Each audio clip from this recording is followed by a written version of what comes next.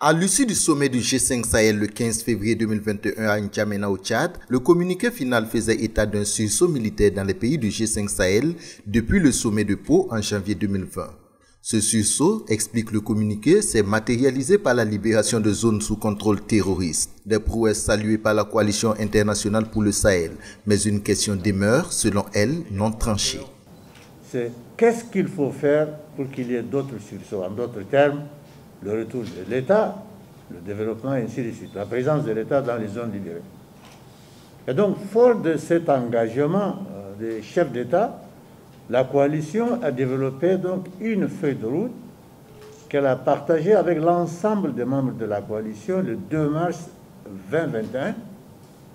Suite donc à cette visioconférence, nous l'avons partagée avec nos États membres et les membres de la coalition.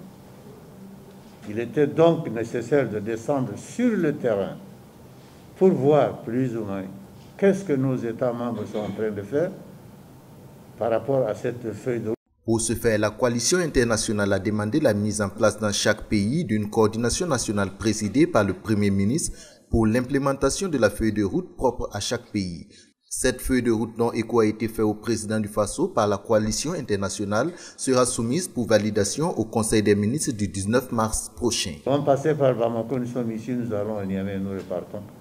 C'est de voir plus ou moins quelles sont les dispositions et les dispositifs que nos gouvernants ont pris quant à la prise en charge des questions essentielles issues donc du sommet de N'Djamena.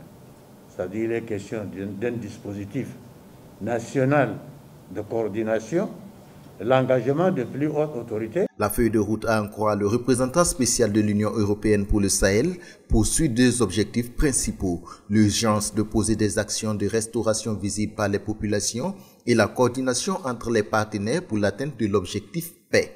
Elle fera l'objet d'un sommet des chefs d'État en juin prochain.